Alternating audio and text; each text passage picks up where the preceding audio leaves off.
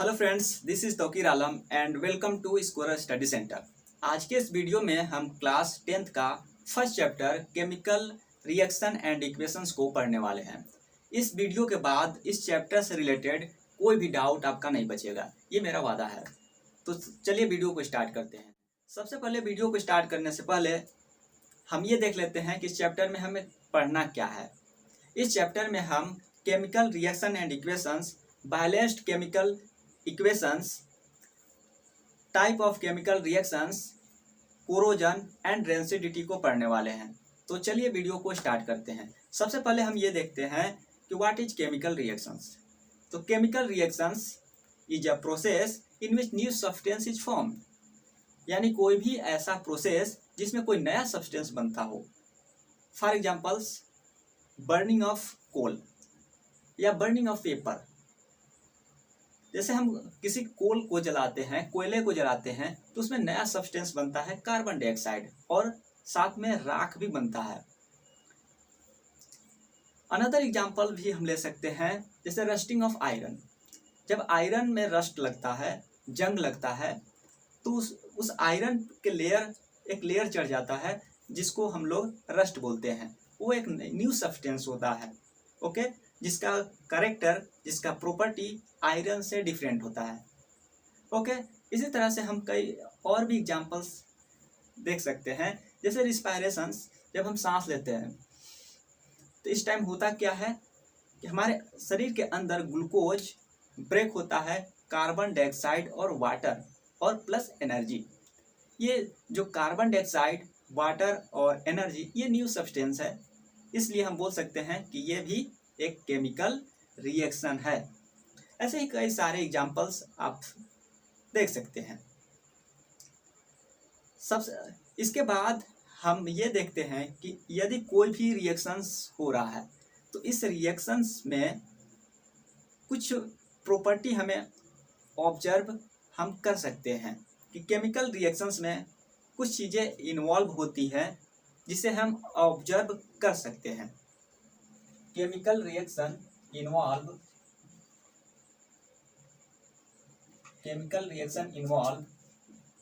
Change in state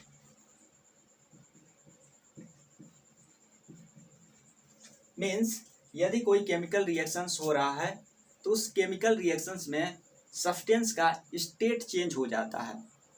for examples, hydrogen gas plus oxygen gas, ये दोनों substance gas है।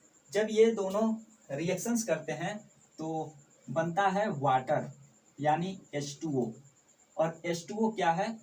तो एक लिक्विड होता है, ओके। आप सब ये जानते हैं, यानी कि दो गैसियस सब्सटेंस कंबाइन होकर एक अदर सब्सटेंस बना और इसका स्टेट डिफरेंट है इसके कंपेयर में, ओके। अगला चीज हम ये ऑब्जर्व कर सकते हैं कि चेंज इन कलर। यदि रिएक्शंस में सब्सटेंस का कलर चेंज हो रहा है तो भी हम बोलते हैं कि वो रिएक्शंस हो रहा है। चेंज इन टेम्परेचर,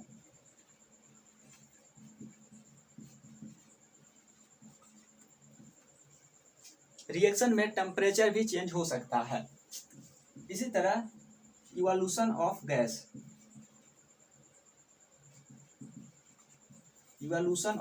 गैस, यानी कोई केमिकल रिएक्शंस में कई टाइप के गैस भी रिलीज हो सकते हैं, ओके। इन दोनों का एग्जांपल हम ये देख सकते हैं, बर्निंग ऑफ पेट्रोल और डीजल। जब पेट्रोल और डीजल जलते हैं तो कार्बन डाइऑक्साइड गैस रिलीज होते हैं, ओके। तो यहाँ पे बोल सकते हैं कि CO2 गैस रिलीज होता है, मतलब इवोल्यूशन ऑफ गैस रिलीज होती है। साथ ही साथ ये भी हम देखते हैं कि जब ये जलते हैं तो जो व्हीकल्स के इंजन होते हैं उनका टेम्परेचर भी इंक्रीज हो जाता है। तो ये बोल सकते हैं कि केमिकल रिएक्शंस में टेम्परेचर इंक्रीज हो सकता है। केमिकल रिएक्शंस का दो पार्ट होता है, एक रिएक्टेंट, दूसरा प्रोडक्ट। तो व्हाट इज रिएक्टेंट और व्हाट इज प्रोडक्ट? तो ये समझते हैं जो रिएक्शंस में जो सब्सटेंस रिएक्शन में इन्वॉल्व होते हैं उसे हम रिएक्टेंट कहते हैं। यानी कि हाइड्रोजन और ऑक्सीजन रिएक्टेंट्स हैं, जबकि ये वाटर प्रोडक्ट है। यानी कि जो सब्सटेंस रिएक्शन में भाग लेते हैं उसको रिएक्टेंट बोलते हैं। यानी कि the substance which take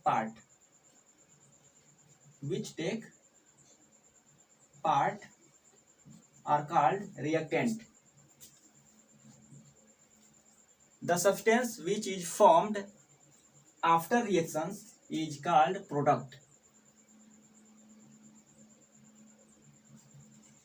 form after reaction. Okay, इस रिएक्शंस में हाइड्रोजन और ऑक्सीजन रिएक्टेंट्स है, जबकि H2O प्रोडक्ट है। ओके, इसके बाद हम ये देखेंगे way of representing chemical reactions, मतलब कि केमिकल रिएक्शंस को कितने तरीके से हम रिप्रेजेंट कर सकते हैं। ओके,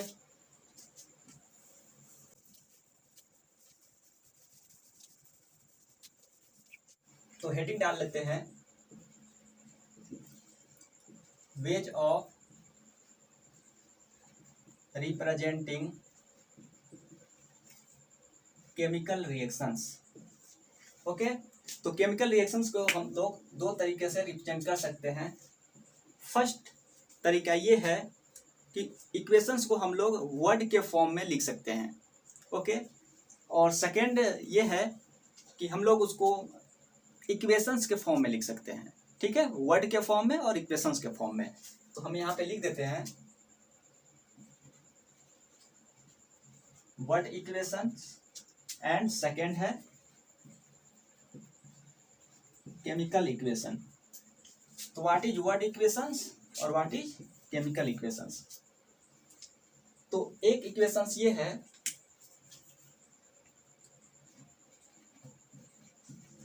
कार्बन प्लस ऑक्सीजन बनता है carbon dioxide.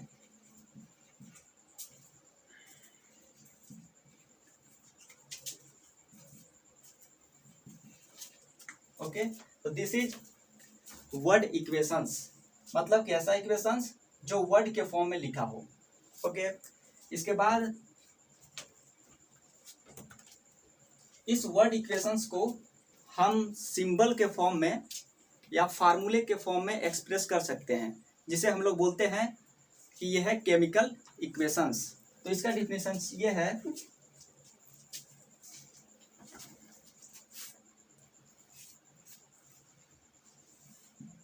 It represent chemical reaction which involve symbol and symbol or formula of reactant and product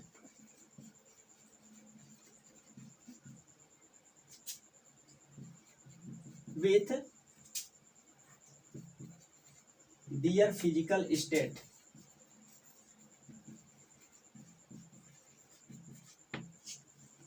okay, ये है ये केमिकल इक्वेशंस का डिफिनेशंस है। ओके, चलिए इसको समझते हैं। किसी भी केमिकल रिएक्शंस को हम रिप्रेजेंट करते हैं जिस इक्वेशन से, उस इक्वेशंस को बोलते हैं केमिकल इक्वेशंस। ओके, और इस केमिकल इक्वेशंस में सिंबल और फार्मूले का यूज करते हैं, और साथ ही साथ उसका फिजिकल स्टेट भी बताते हैं कि वह किस फिजिकल स्टेट में है, सॉलिड स्टेट में है या लिक्विड, गैस या एक्वस सॉल्यूशंस के फॉर्म में है। तो इस वाले इक्वेशंस को हम केमिकल इक्वेशंस के फॉर्म में लिखते हैं। तो यहाँ पे हम लिख सकते हैं,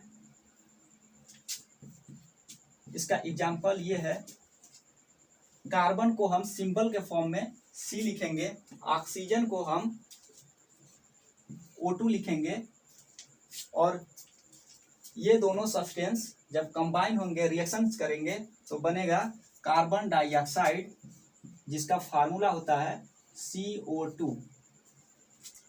इसके साथ साथ इसका फिजिकल स्टेट को भी रिप्रेजेंट करेंगे इस इक्वेशन में। तो हम लोग ये जानते हैं कि कोल का स्टेट सॉलिड होता है, इसलिए हम यहाँ पे यस रिप्रेजेंट करते हैं, यस मीन्स सॉलिड। ऑक्सीजन का स्टेट गैस होता है, गैसियस होता है, इसलिए हम यहाँ पे जी रिप्रेजेंट करेंगे, और CO2 गैसियस स्टेट में होता है, इसलिए हम जी से रिप्रेजेंट करेंगे। सॉलिड स्टेट को हम यस से, लिक्विड स्टेट को यल से, गैसियस स्टेट को जी से, और aqueous state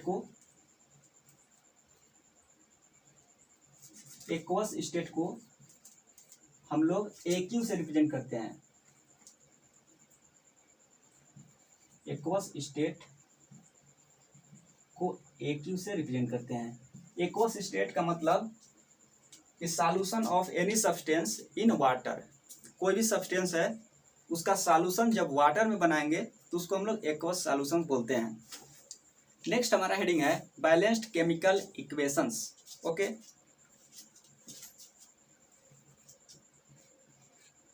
balanced chemical equation. तो क्या होता है balanced chemical equations?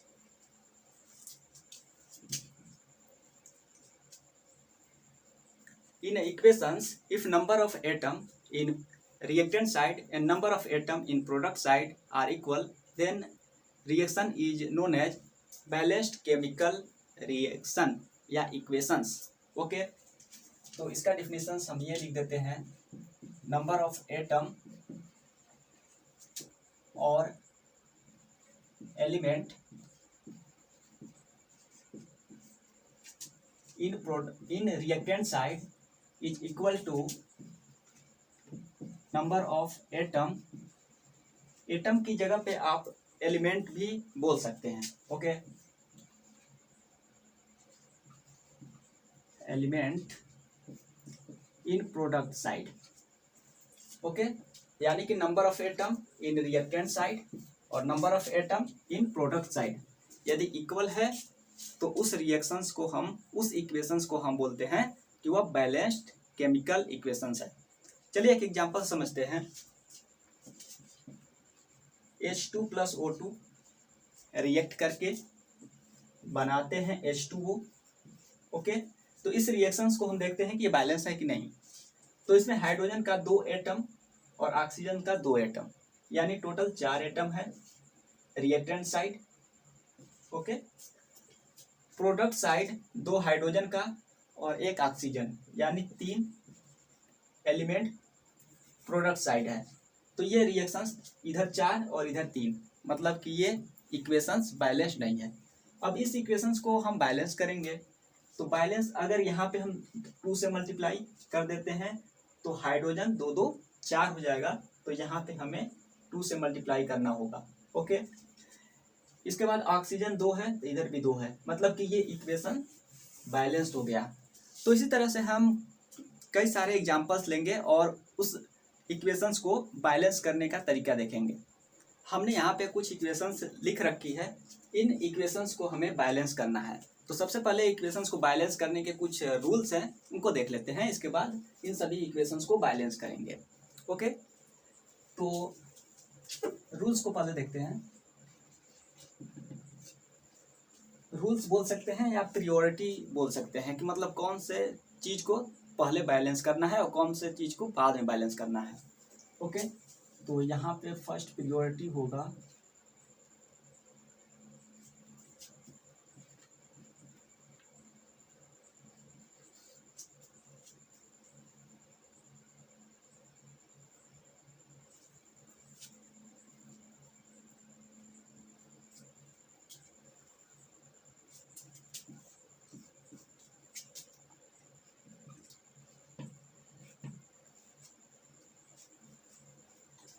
First of all हम पॉली एटॉमिक को बैलेंस करते हैं, यानी कि balance poly atomic.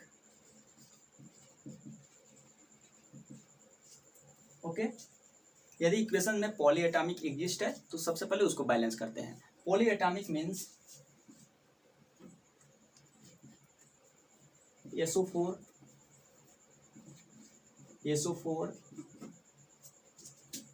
NO3 OH, ये सब के सब पॉली एटॉमिक है।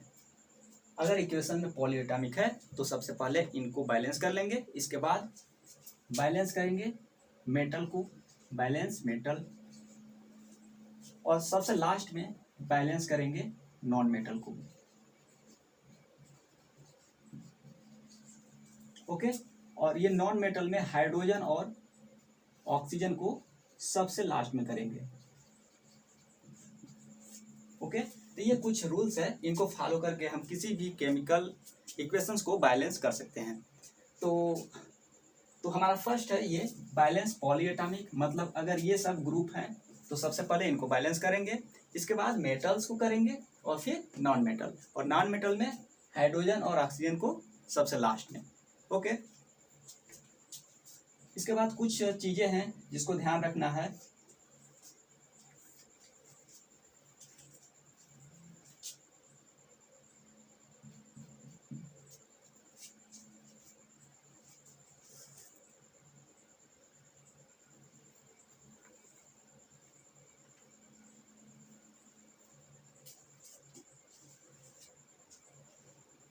इक्वेशंस को बैलेंस करते समय formula of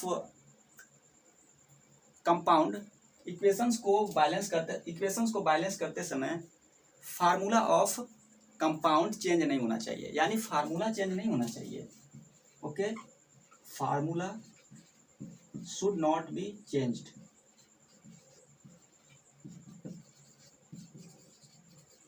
should not be changed.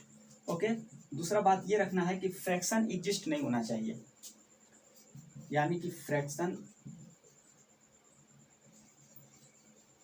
Does not exist in final equation. Fractions का मीन्स ये, जैसे कि H2 + O2 ये बनता है H2O, तो यहाँ पे ऑक्सीजन 1 है, यहाँ पे ऑक्सीजन 2 है, हाइड्रोजन हाइड्रोजन बैलेंस है, तो ऑक्सीजन 1 की जगह पे यहाँ पे 2 है, यदि 1/2 कर दे तो ये बैलेंस हो जाएगा। लेकिन ऐसा नहीं करना है, 1/2 यानी फ्रैक्शन 1/2 नहीं लिखना है। ओके, तो ये ध्यान रखना है कि फार्मूला चेंज नहीं होना चाहिए, यानी कि फार्मूला चेंज नहीं होना चाहिए, मतलब कि जैसे कि H2 + O2 है तो ये कभी नहीं बनना चाहिए H2O2, ये नहीं बनना चाहिए, फार्मूला कभी भी चेंज आप नहीं कर सकते। दूसरा है कि फ्रैक्शंस चेंज नहीं होना चाहिए, फ्रैक्शंस उसमें एग्जिस्ट नहीं होना चाहिए, फाइनल इक्वेशंस में नहीं होना चाहिए, यानी कि ऐसे इस तरह से नहीं कर सकते। तो चलिए कुछ हमने इक्वेशंस लिख रखे हैं और इनको हम बैलेंस करते हैं।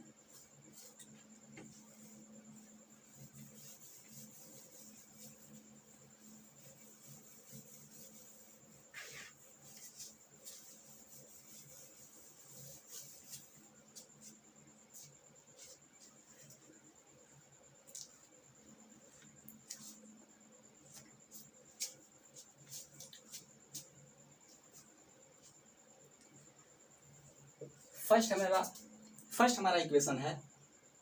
इस इक्वेशन में सबसे पहले देखेंगे कौन कौन से एलिमेंट है, तो कार्बन, हाइड्रोजन और ऑक्सीजन है। ओके, तो इसमें से ये तीनों के तीनों नॉन मेटल है, और नॉन मेटल में सबसे प्रियोरिटी किसको देते हैं, तो सबसे प्रियोरिटी हाइड्रोजन और ऑक्सीजन को छोड़ कर देते हैं, यानी सबसे पहले इस वाले में कार्बन को बैलेंस करेंगे, इसके बाद हाइड्रोजन और ऑक्सीजन को। इसमें देख रहे हैं कि number of carbon in reactant side और number of carbon in product side equal है, ठीक है, मतलब कि ये तो बैलेंस है। अब हाइड्रोजन देख लीजिए, हाइड्रोजन 4 और यहाँ पे ये 2 है, यानी कि हाइड्रोजन को बैलेंस करने के लिए इधर 2 से मल्टीप्लाई करना होगा, ठीक है, मतलब हाइड्रोजन भी बैलेंस हो गया। अब इसके बाद ऑक्सीजन, नंबर ऑफ ऑक्सीजन यहाँ पे 2 और फिर 2, ये 4 है, और रिएक्टेंट साइड केवल 2 है। अगर यहाँ पे 2 से मल्टीप्लाई कर दे तो 2 2 4, यानी कि ऑक्सीजन भी बैलेंस हो गया। इस तरह से ये फर्स्ट इक्वेशन बैलेंस हो गया। सेकेंड हमारा इक्वेशन है, इस इक्वेशन में हमारा पॉलीएटॉमिक NO3 है। तो सबसे पहले पॉलीएटॉमिक को बैलेंस करेंगे, मतलब इसको सबसे पहले लिख लेते हैं, NO3 को बैलेंस करेंगे। इसके बाद हाइड्रोजन है, और फिर ये Ca है कैल्शियम, फिर OH है, ठीक है। इसके बाद ये पॉलीएटॉमिक हो गया, इसको बैलेंस करेंगे। इसके बाद मेटल है, मेटल कैल्शियम है। इसके बाद हाइड्रोजन को और फिर ऑक्सीजन को बैलेंस करेंगे। तो ये देखिए NO3 ग्रुप इधर 1 इधर 2 है, ओके। तो इधर 2 से मल्टीप्लाई कर देंगे तो ये 2 NO3 हो गया। अच्छा, तो इसके बाद कैल्शियम इधर भी 1 और इधर भी 1, ये भी बैलेंस हो गया, ये भी balance. Hydrogen, number of hydrogen इधर 2 और ये 2 4 है, इधर 2 है, तो यहाँ पे 2 से मल्टीप्लाई कर दिए तो हाइड्रोजन भी बैलेंस हो गया। अब इसके बाद ऑक्सीजन देखते हैं, ऑक्सीजन इधर 2 और यहाँ पे ये 2, इसको पहले से ही हम लोग बैलेंस कर चुके हैं, यानी कि ऑक्सीजन भी बैलेंस है। तो ये इक्वेशंस इस तरह से ये बैलेंस हो गया। थर्ड हमारा इक्वेशंस है, इस इक्वेशन में सबसे पहले देखेंगे कि पॉलीएटॉमिक कौन सा है, तो पॉलीएटॉमिक SO4 है, तो सबसे पहले SO4 को बैलेंस करेंगे। इसके बाद मेटल, तो मेटल में ये बेरियम है, बेरिलियम है। फिर नॉन मेटल हाइड्रोजन और क्लोरीन है, और हाइड्रोजन और क्लोरीन में सबसे प्रियोरिटी किसको देंगे, तो क्लोरीन को देंगे। इसके बाद हाइड्रोजन, तो SO4 इधर 1 इधर 1, मतलब ये बैलेंस है। बेरियम, बेरिलियम भी बैलेंस है। क्लोरीन इधर 2 है, अगर यहाँ पे 2 से मल्टीप्लाई कर देंगे तो ये बैलेंस हो जाएगा। हाइड्रोजन, हाइड्रोजन यहाँ पे 2 और इधर भी 2, यानी कि ये भी बैलेंस हो गया, ओके। तो इस तरह से बैलेंस करेंगे। लास्ट हमारा है, ये है, इसमें सबसे पॉलीएटॉमिक तो है ही नहीं है, तो इसके बाद फिर मेटल को देखेंगे तो मेटल भी नहीं है। फिर नॉन मेटल हाइड्रोजन, ऑक्सीजन और कार्बन, तो हाइड्रोजन ऑक्सीजन को लास्ट में, तो सबसे पहले कार्बन को करेंगे, तो कार्बन इधर 6 इधर कार्बन 1, तो यहाँ पे 6 से मल्टीप्लाई, कार्बन बैलेंस, ओके। इसके बाद हाइड्रोजन देखेंगे, हाइड्रोजन यहाँ पे 12, यहाँ पे 2, तो 6 से मल्टीप्लाई कर देंगे तो 6 2 जा 12, हाइड्रोजन बैलेंस हो गया। इसके बाद ऑक्सीजन, ऑक्सीजन यहाँ पे 6, ओके। इधर देखिए ये 12 हो गया और इधर 6, यानी कि 18 ऑक्सीजन है। यहाँ पे 6 पहले से, अगर 6 यहाँ पे मल्टीप्लाई कर देंगे तो ये 18 हो जाएगा, यानी कि ये भी ऑक्सीजन बैलेंस हो गया, हाइड्रोजन बैलेंस। इस तरह से ये रिएक्शंस बैलेंस हो गया। तो इस तरह से आप इक्वेशंस को बैलेंस कर सकते हैं इजीली। बस 3 मेथड, जो 3 रूल्स हमने बताया है उसको फॉलो करके बैलेंस कर सकते हो। हमारा सेकेंड टाइप है, जो हम टाइप यहाँ पे सेकेंड टाइप लिखते हैं, वर्ड इक्वेशंस, और वर्ड इक्वेशंस को देखते हैं बैलेंस। इससे पहले हमने केमिकल इक्वेशंस के फॉर्म में जो थे उनको हमने बैलेंस किया। टाइप सेकेंड हमारा है वर्ड इक्वेशंस। इसमें इक्वेशंस जो होंगे वर्ड के फॉर्म में दिए होंगे, इनको बैलेंस करना होगा।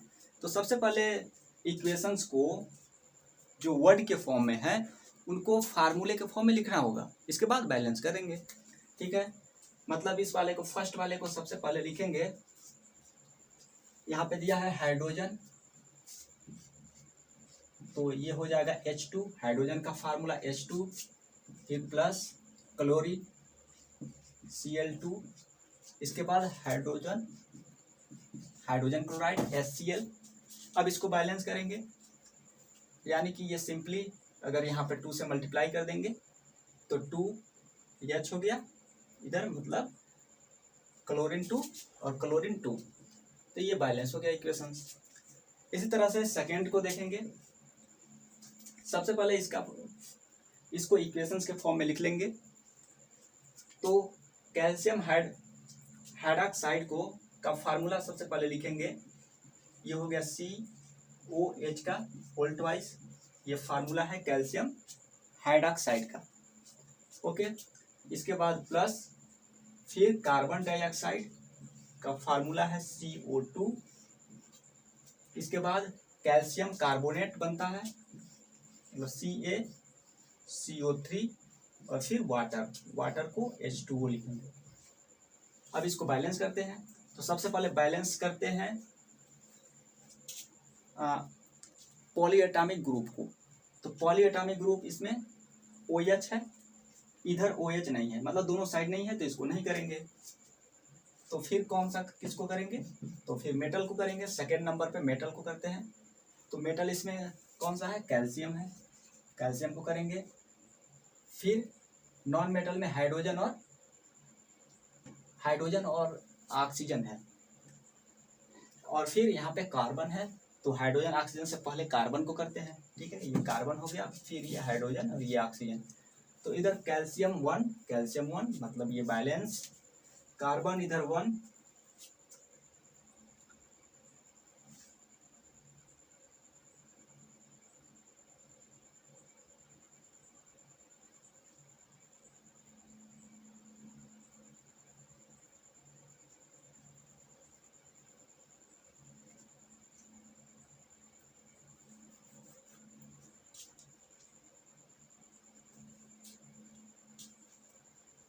कार्बन 1, ये भी बैलेंस। ओके, इसके बाद हाइड्रोजन 2 हाइड्रोजन भी बैलेंस। ऑक्सीजन 3 और 1 4, और ये 2 और ये 2 4, ये भी बैलेंस है। मतलब ये इक्वेशंस, गिवन इक्वेशन सेकेंड, ये बैलेंस इक्वेशन है। बस इसको केमिक इक्वेशंस के फॉर्म में लिखना था। थर्ड हमारा इक्वेशंस है जिंक का फार्मूला Zn। सिल्वर नाइट्रेट को लिखते हैं AgNO3। जिंक नाइट्रेट मतलब ZnNO3 का होल ट्वाइस।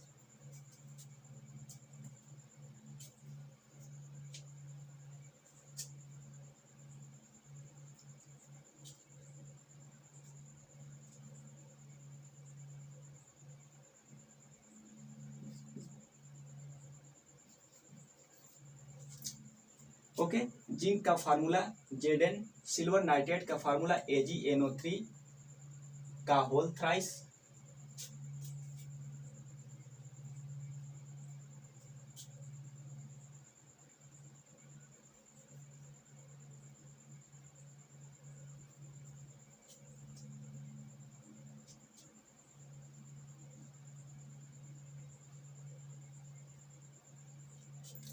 ठीक है, तो यहाँ पे जिंक, ये थर्ड वर्ड इक्वेशंस का ये इक्वेशंस है। इसमें जिंक को Zn, सिल्वर नाइट्रेट को AgNO3, जिंक नाइट्रेट का फार्मूला ZnNO3 का होल ट्वाइस होता है, सिल्वर का Ag होता है। ओके, अब इसके बाद बैलेंस कर लेंगे। तो इसमें सबसे पहले ये देखिए कि पॉली एटॉमिक कौन सा है? तो NO3, तो सबसे पहले NO3 को बैलेंस करेंगे, ठीक है। इसके बाद मेटल इसमें 2 मेटल है, मतलब Ag, Zn और Ag है, ठीक है। इसके बाद ऑक्सीजन भी है। तो पॉली एटॉमिक तो सबसे पहले बैलेंस करते हैं। तो इधर देखिए 2 है, तो 2 से इधर मल्टीप्लाई करना पड़ेगा, ये बैलेंस हो गया। इसके बाद Zn को बैलेंस करिए, ठीक है।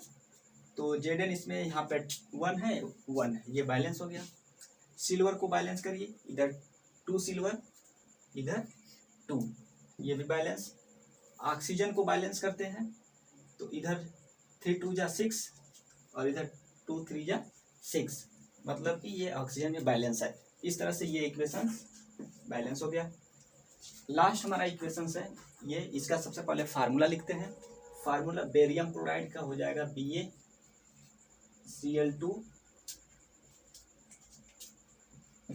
ओके। इसके बाद पोटेशियम सल्फेट का फार्मूला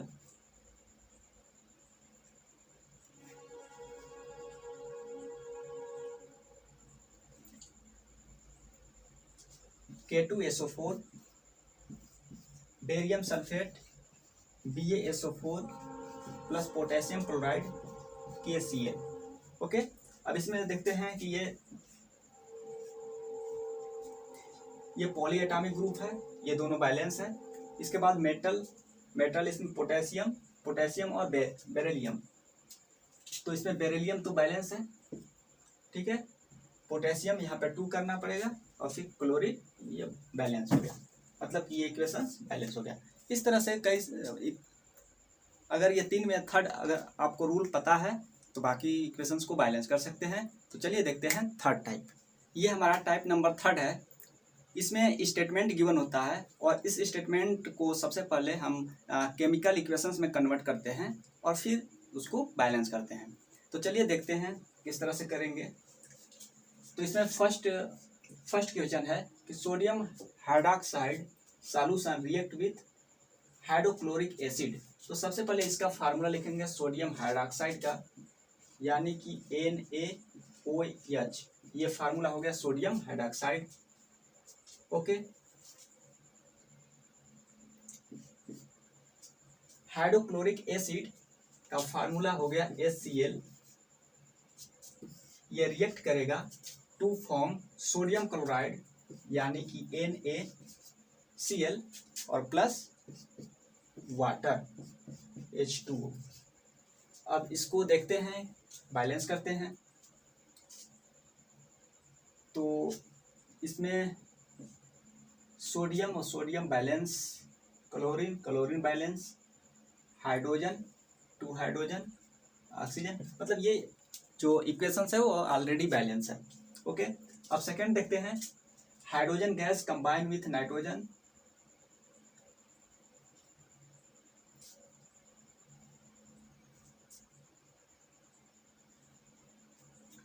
तो इसमें हाइड्रोजन गैस मतलब हो गया H2, फिर नाइट्रोजन ये हो गया N2, ये दोनों कंबाइन होंगे, बनाएंगे अमोनिया। तो अमोनिया का फार्मूला आपको याद होना चाहिए, होता है NH3।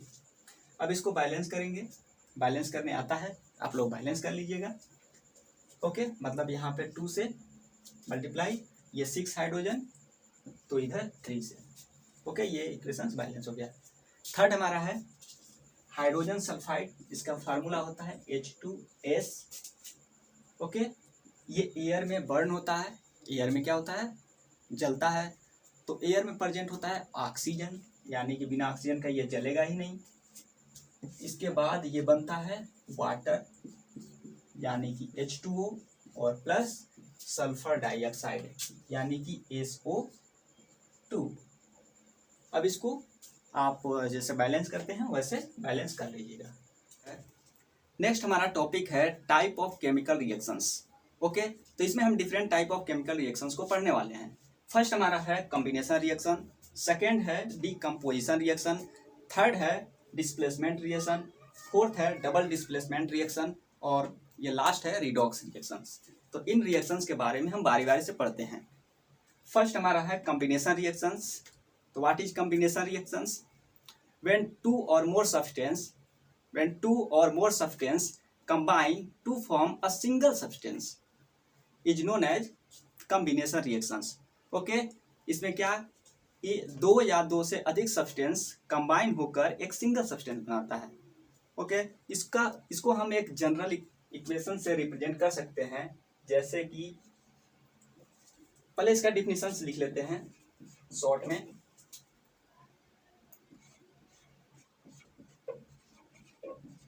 टू और the reaction in which two or more substance combine to form a single substance. Okay, इसको हम जनरल इक्वेशन से इस तरह रिप्रेजेंट करते हैं, A प्लस B, ये दोनों सब्सटेंस कंबाइन होकर ये बनाता है एक सिंगल सब्सटेंस AB। ओके, इसको हम ऐसे भी समझ सकते हैं कि जैसे ये है पंकज, ओके, तो ये है प्रिया, ये है प्रिया, क्या का बाल भी होगा, ठीक है, बना दिए हैं। अब ये दोनों क्या, दोनों के बीच रिलेशनशिप चला, कुछ साल के बाद इन दोनों का हो गया मैरिज और ये बन गए एक सिंगल कपल, ठीक है, ये बन गए एक सिंगल कपल। यानी कि इसमें हुआ क्या कि दो लोग कंबाइन होकर एक सिंगल कपल बना। तो इस टाइप के रिएक्शंस को हम जनरली बोलते हैं कॉम्बिनेशन रिएक्शन, मतलब दो चीज कंबाइन होकर एक सिंगल चीज बनाना, ठीक है। इसका एग्जांपल हम केमिकल इक्वेशंस देखते हैं।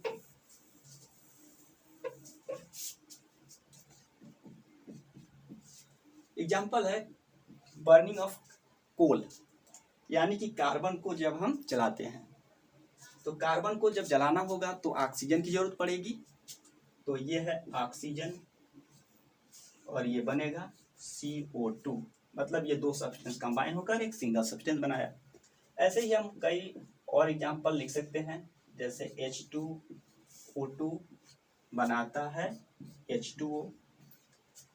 ओके, इसको हम बैलेंस भी कर सकते हैं। यहाँ पे देखिए ऑक्सीजन बैलेंस नहीं है, तो यहाँ पे 2 से मल्टीप्लाई, हाइड्रोजन 4, यहाँ पर 2 से multiply. Okay,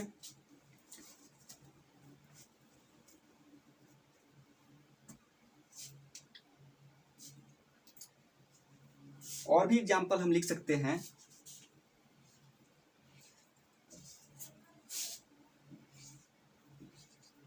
CaO plus H2O combine होकर बनाता है CaOH का होल ट्वाइस।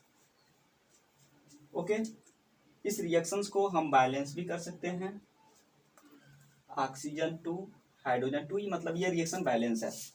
इसमें कैल्शियम ऑक्साइड को हम बोलते हैं क्विक लाइम, ठीक है, क्विक लाइम बोलते हैं, क्विक लाइम, और इसको बोलते हैं स्लैंक्ड लाइम,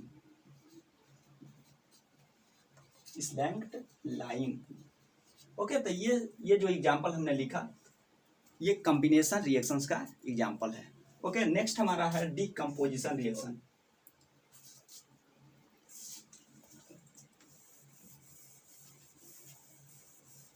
तो इसको भी हम लोग देख लेते हैं कि क्या है decomposition reaction. Decomposition reaction combination reactions के अपोजिट है। अपोजिट का मतलब क्या, इसमें एक सिंगल सब्सटेंस ब्रेक होकर दो या दो से अधिक सब्सटेंस बनाएंगे, ठीक है। मतलब इसमें हम लिख सकते हैं the reaction in which a single compound, a single substance, a single compound लिखिए या सब्सटेंस लिखिए, compound split into 2 or more substance, 2 or more substance is known as combination reaction. Okay,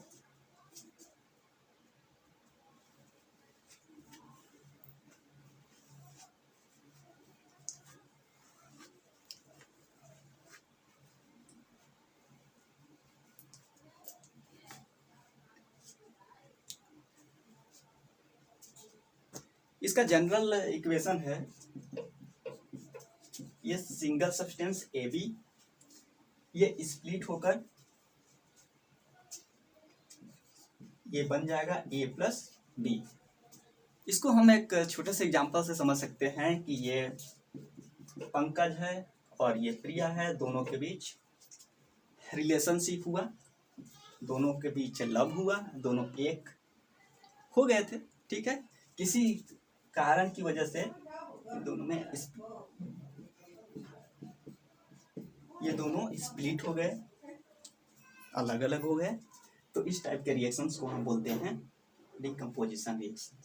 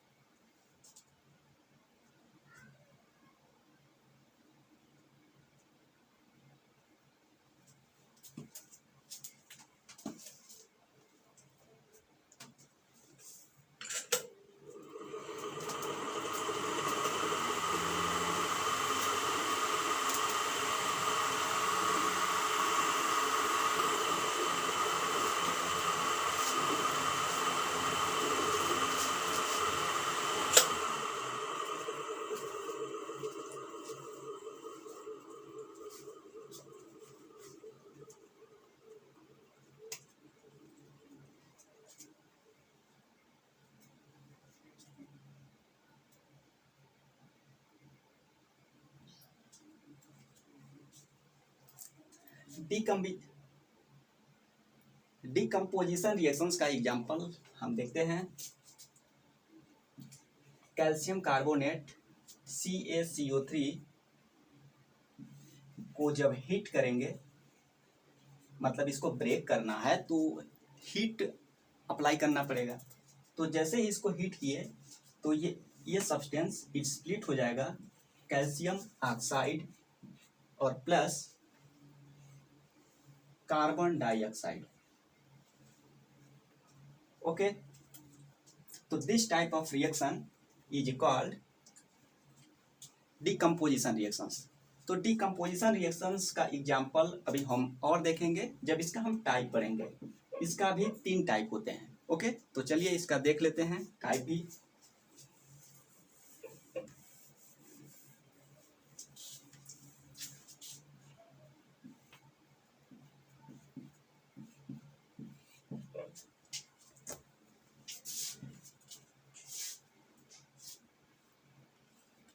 first है थर्मल डिकम्पोजिशन।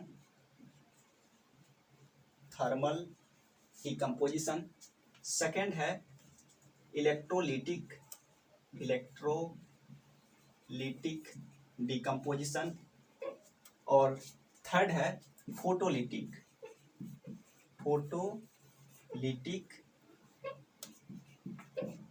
डिकम्पोजिशन। ओके, ये सब नाम से ही clear है। Thermal का मतलब हीट, यानी ऐसा डिकम्पोजिशन रिएक्शंस जो हीट के थ्रू होता है, उस पर हीट जब अप्लाई करते हैं तब वो रिएक्शन होता है, ठीक है। इलेक्ट्रोलिटिक ऐसा रिएक्शंस जिसमें इलेक्ट्रिक करंट पास करते हैं। ओके, फोटोलिटिक, फोटो का मतलब सनलाइट होता है, ऐसा रिएक्शंस जिसमें सनलाइट की रिक्वायर होती है। तो चलिए इसमें हम लिख सकते हैं कि the composition reactions carried out by heating, यानी composition reactions which is carried out by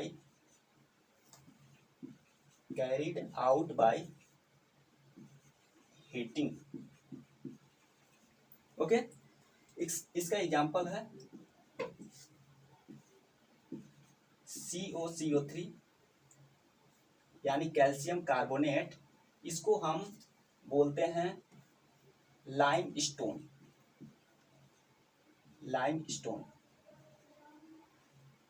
मतलब ये चूना वाला जो पत्थर होता है व्हाइट कलर का, ये पत्थर है। इसको जब हम हीट करते हैं तो ये बनता है CaO प्लस कार्बन डाइऑक्साइड। इसको हम लोग बोलते हैं क्विक लाइम, ठीक है, क्विक लाइम। ये सूखा हुआ चूना होता है। ओके, तो थर्मल डिकम्पोजिशन रिएक्शन क्या है कि ऐसा रिएक्शन जिसे करने के लिए, जिसे होने के लिए हीट की जरूरत पड़ेगा।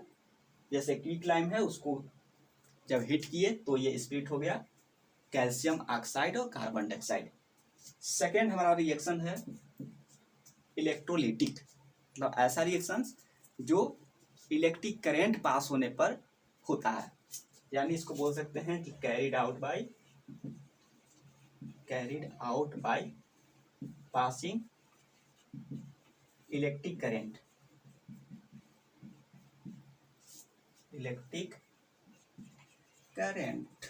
ओके, इसका एग्जांपल देखिए, H2 plus O2 sorry H2O का इलेक्ट्रोलिसिस करते हैं वाटर को। जब वाटर में हम इलेक्ट्रिक करंट पास करते हैं तो ये स्प्लिट हो जाता है हाइड्रोजन प्लस ऑक्सीजन। ओके, तो ये कैसे होता है, एक कंटेनर लेते हैं, इसमें वाटर ले लेते हैं और इसमें 2 इलेक्ट्रोड ले लेते हैं, 2 मेटल का इलेक्ट्रोड, और इस इलेक्ट्रोड के बीच इलेक्ट्रिक करंट जब पास करते हैं तो इसका जो वाटर है वह स्प्लिट हो जाता है H2 और O2 में। इस तरह से आप समझ सकते हैं, ठीक है। नेक्स्ट हमारा है फोटोलिटिक डिकम्पोजिशन। तो व्हाट इज फोटोलिटिक, तो carried out by sunlight,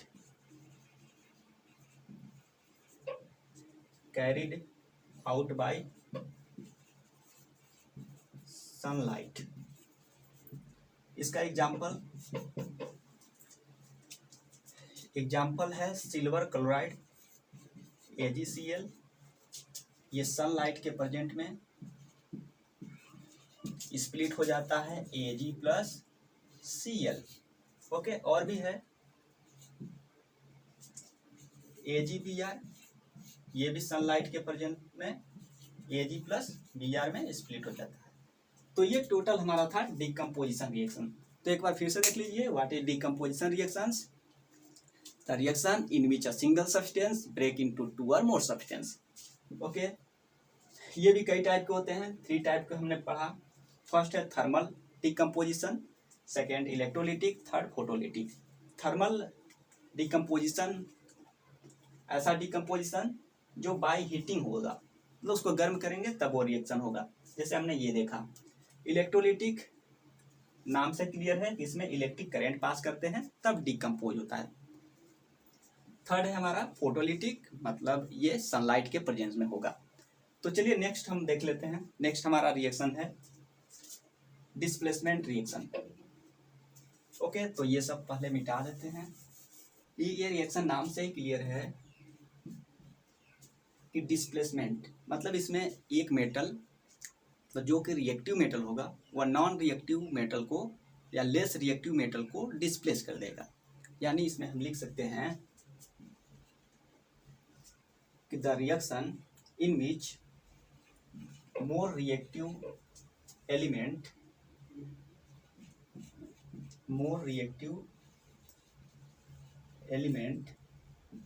replace less reactive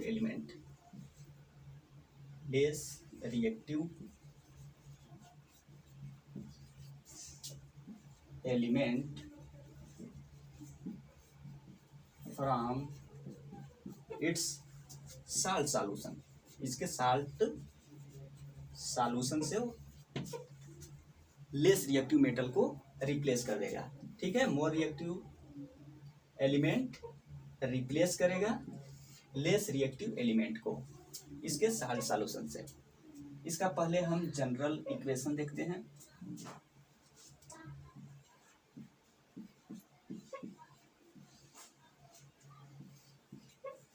suppose that इस मेटल का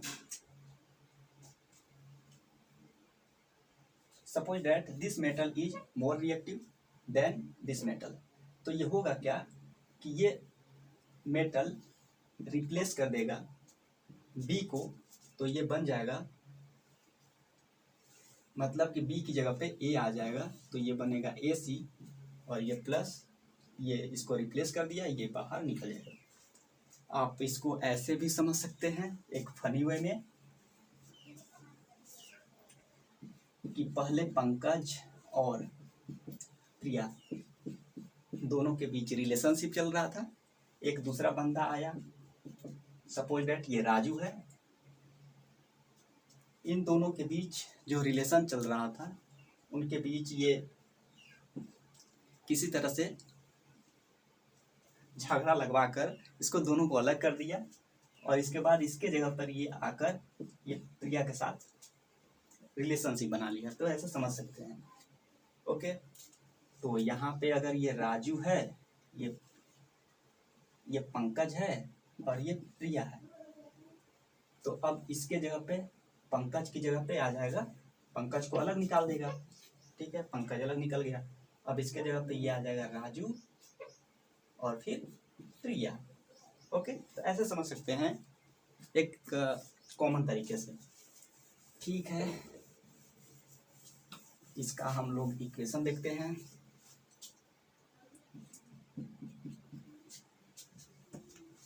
इक्वेशन है iron plus CuSO4 copper sulphate solution.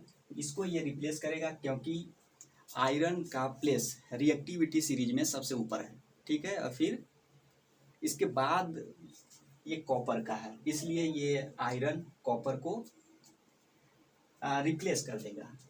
तो यानी कि इसको लिख सकते हैं कि ये इसके जगह पे आ जाएगा, यानी कि FeSO4 और ये कॉपर रिप्लेस हो जाएगा। ओके, तो ये हमारा हो गया डिस्प्लेसमेंट रिएक्शन। नेक्स्ट हमारा है डबल डिस्प्लेसमेंट रिएक्शन, तो इसको भी देख लेते हैं। इन सभी को मिटा देते हैं। डबल डिस्प्लेसमेंट रिएक्शन नाम से क्लियर है। डबल डिस्प्लेसमेंट मतलब इसमें दो जगह डिस्प्लेसमेंट होगा, डबल डिस्प्लेसमेंट होगा। तो इसमें लिख सकते हैं कि the reaction in which group of atom भी हो सकता है या फिर आयन भी हो सकता है। ठीक, ग्रुप ऑफ एटम और ion exchange to each other.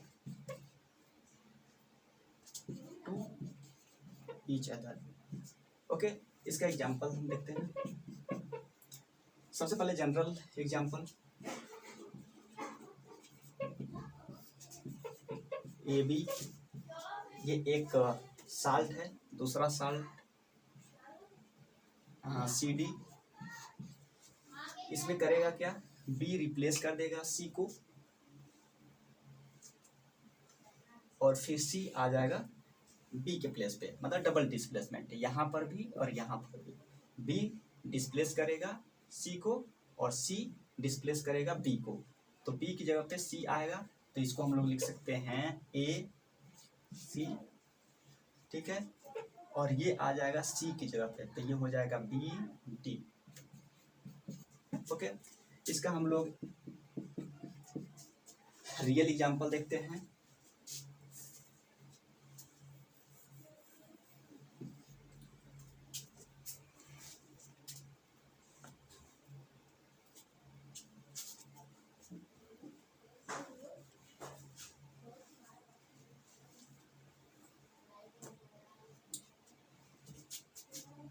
इसका हम रियल एग्जांपल देखते हैं। Sodium sulphate plus barium chloride.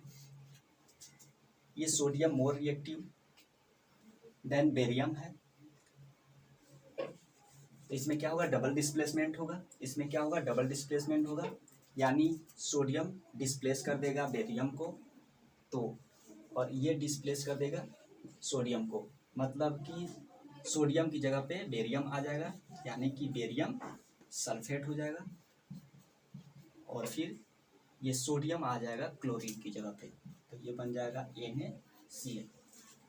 अगर ये बैलेंस नहीं होगा तो हम लोग बैलेंस कर लेंगे। सबसे पहले मेटल पॉलीएटॉमिक को करते हैं, तो पॉलीएटॉमिक है ही नहीं तो मेटल को करेंगे। यहाँ पे 2 क्लोरीन 2 और बेरिलियम Be2, यानी कि ये इक्वेशन हो गया बैलेंस। नेक्स्ट हमारा है रिडॉक्स रिएक्शन। इसका डिफिनीशन हम यहाँ पे देखते हैं। क्या है रिडॉक्स रिएक्शन? ये नाम से क्लियर है, इसमें 2 वर्ड देखने को मिल रहा है, एक रेड और फिर दूसरा ऑक्स। रेड ये वर्ड जो बना है रिडक्शन से, रेड का मीन्स रिडक्शन, और ऑक्स का मतलब ऑक्सीडेशन।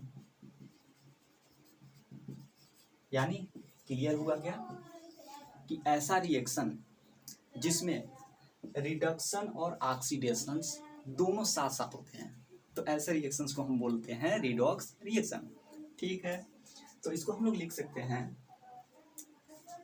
इसका definition, the reaction in which reduction and oxidation both take place.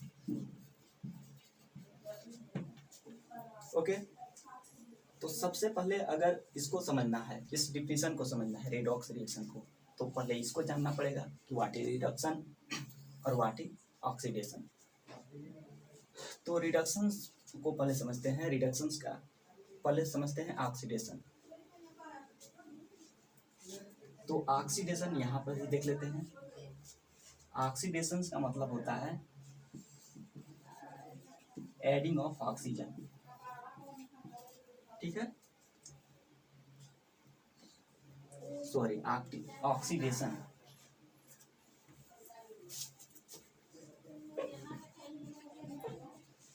Oxidation होता है adding of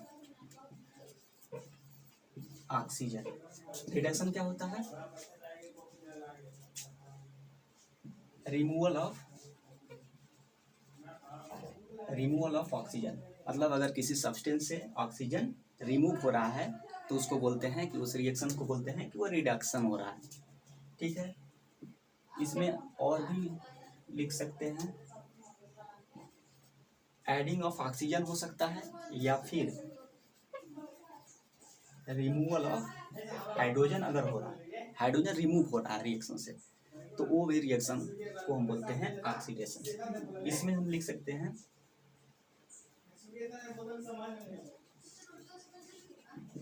adding of hydrogen. ठीक है, तो चलिए इसका हम ये समझ में आ गया कि व्हाट इज रिडॉक्स रिएक्शन, जिसमें क्या क्या होगा, रिडक्शन और ऑक्सीडेशन दोनों प्रोसेस साथ ही साथ होंगे। ऑक्सीडेशन क्या होता है? ऑक्सीडेशन मतलब ऑक्सीजन ऐड होगा, adding of oxygen. Reductions removal of oxygens. Oxidations removal of hydrogens को भी बोलते हैं, और एडिंग ऑफ हाइड्रोजन्स को बोलते हैं रिडक्शंस। तो इसका हम एग्जांपल देखते हैं रिडॉक्स रिएक्शन का।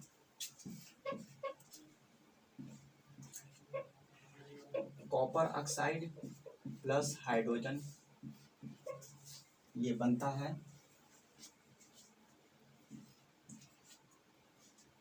Copper plus H2O। इसमें हुआ क्या, यहाँ पे देखिए हाइड्रोजन से ऑक्सीजन कंबाइन हो गया, यानी एडिंग ऑफ ऑक्सीजन को हम लोग बोलते हैं ऑक्सीडेशन। मतलब यहाँ पे ऑक्सीडेशन हो रहा है। ठीक है, हाइड्रोजन में ऑक्सीजन ऐड हो रहा है। सेकेंड वाले कंपाउंड में देखिए क्या हो रहा है, इस कंपाउंड से ऑक्सीजन रिमूव हो रहा है। ठीक है, तो जब ऑक्सीजन रिमूव हो रहा है तो ये क्या हो जाएगा, रिमूवल ऑफ ऑक्सीजन को हम लोग बोलते हैं रिडक्शन। मतलब ये CuO का रिडक्शन हो रहा है। तो इस रिएक्शंस में ओवरऑल देखेंगे तो इसमें ऑक्सीडेशंस और रिडक्शंस दोनों हो रहे हैं, यानी कि ये रिएक्शंस रिडॉक्स रिएक्शंस है। तो इस तरह से टाइप ऑफ रिएक्शंस कंप्लीट हुआ। इस चैप्टर का हमारा लास्ट टॉपिक है कोरोजन एंड रेंसिडिटी। ठीक है, तो सबसे पहले देखते हैं कोरोजन, इसके बाद देखेंगे रेंसिडिटी। तो व्हाट इज कोरोजन? तो हमने देखा है जनरली कि जब किसी मेटल्स को मॉइस्चर या एयर, मॉइस्चर का मीन्स होता है कि नमी में एक्सपोज कर देते हैं, यानी कि उसको छोड़ देते हैं, तो कुछ टाइम बाद उस पर मेटल ऑक्साइड का लेयर चढ़ जाता है, जिसकी वजह से वह मेटल धीरे धीरे वीक पड़ने लगता है। तो इस प्रोसेस को हम लोग बोलते हैं कोरोजन। ठीक है, तो इसको हम लोग किस तरह से डिफाइन करेंगे? तो यहाँ पे डिफिनेशन हमने लिख दे रहे हैं, when metal is exposed in moisture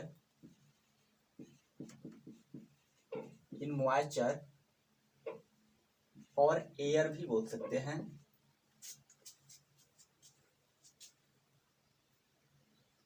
then a layer of metal oxide is formed. Okay, and weakens the metal. ठीक है, और ये जो मेटल ऑक्साइड उसको वीक करता है, मेटल को वीक करता है। तो this process is known as corrosion. Example के लिए रस्टिंग ऑफ आयरन, ठीक है, रस्टिंग ऑफ आयरन, जब आयरन को हम लोग खुले में छोड़ देते हैं तो उस पे इस तरह का ब्राउन कलर का उस पे लेयर चढ़ जाता है। ठीक है, ऐसे ही हम लोग सिल्वर को एक्सपोज कर देते हैं, खुले में छोड़ते हैं, तो उस पे ब्लैक कलर का कोटिंग चढ़ जाता है। और जब हम केवन बा आए अभी नहीं खुलता बनावत या वीडियो, अभी वीडियो बनावत ही नहीं खोलबाऊ।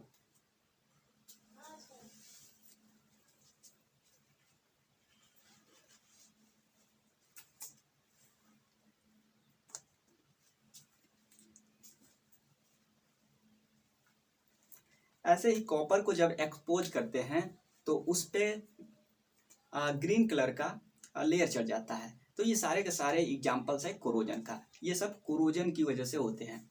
ठीक है, अब बात ये उठता है, सवाल ये उठता है कि हम कोरोजन से कैसे बचाएं मेटल्स को। तो यहाँ पे हम लिख लेते हैं प्रिवेंशन।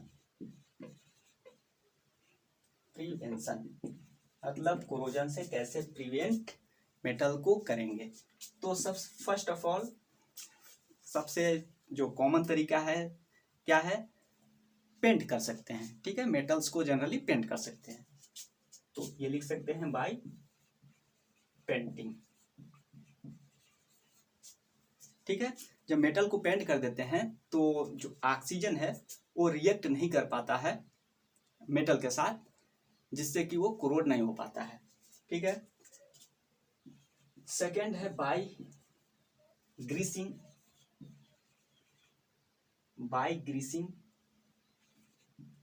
मतलब उस पर ग्रीस लगाकर हम प्रिवेंट कर सकते हैं। थर्ड है गैल्वेनाइजेशन।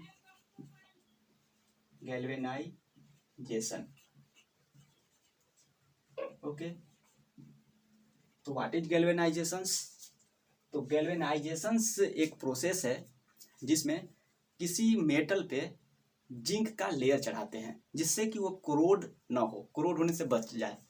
ठीक है, तो ये क्या है, process of layering zinc on other metal. इसका एग्जाम्पल हम डेली लाइफ में भी देख सकते हैं, जैसे कई सारे बर्तन होते हैं, तो बर्तन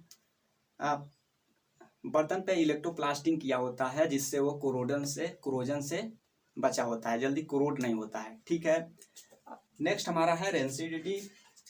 तो व्हाट इज रेंसिडिटी? तो ये रेंसिडिटी है oxidation of fat and food when exposed in air. जैसे किसी भी ऑयली सब्सटेंस को, किसी भी ऑयली फूड को जब हम एयर में रख देते हैं या एयर में छोड़ देते हैं तो कुछ टाइम के लिए वो खराब हो जाता है। तो क्यों? Due to rancidity.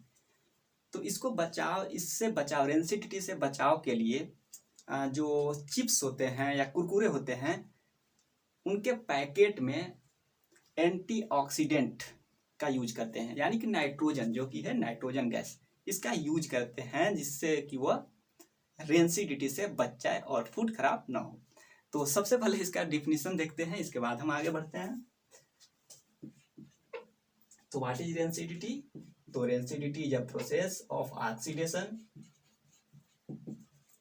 Oxidation of oil and fat when exposed in air। ठीक है, सेकेंड पॉइंट ये है कि जब रेंसिडिटी हो जाता है तो उसकी वजह से फूड में स्मेल आने लगता है और वो उसका टेस्ट खराब हो जाता है। तो ये लिख सकते हैं, it give bad taste and smell of food. Okay, अब इसके बाद हम ये पढ़ेंगे कि रेंसिडिटी से फूड को कैसे प्रिवेंट रखा जाए, कैसे सुरक्षित रखा जाए। तो इसका प्रिवेंशन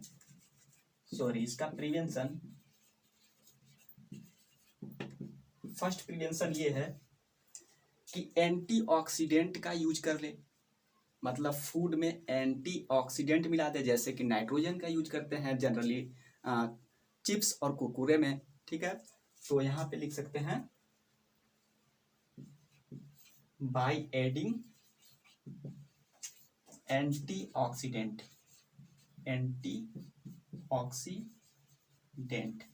ठीक है, जो ऑक्सीडेंट से जो बचा है उसको ऑक्सीडेंट। सेकेंड है by replacing air by nitrogen gas से एयर को रिप्लेस कर देंगे तो भी वो बच जाएगा, जैसे कि कुरकुरे में होता है। ठीक है, चिप्स और कुरकुरे के पैकेट में वो भरा होता है नाइट्रोजन गैस और ऑक्सीजन को रिमूव करके। ठीक है, और थर्ड हमारा है जो हम देखते आ रहे हैं अपने घरों में, बाय फ्रीजिंग, मतलब कि हम फ्रीज में रखकर भी फूड को सेफ और सुरक्षित रख सकते हैं। आशा करता हूं कि ये चैप्टर में आपका कोई भी डाउट नहीं बचा होगा। यदि कोई डाउट बचा होगा तो प्लीज़ आप उसको कमेंट कर दें, हम जरूर रिप्लाई करेंगे और उस पर एक और वीडियो बना देंगे। ठीक है, तो आशा करता हूं कि ये वीडियो आपको पसंद आया होगा। यदि पसंद आया होगा तो लाइक जरूर करिए और चैनल को सब्सक्राइब कर लीजिए ऐसे ही वीडियो के लिए। तो मिलते हैं किसी नेक्स्ट वीडियो में, तब तक के लिए जय हिंद।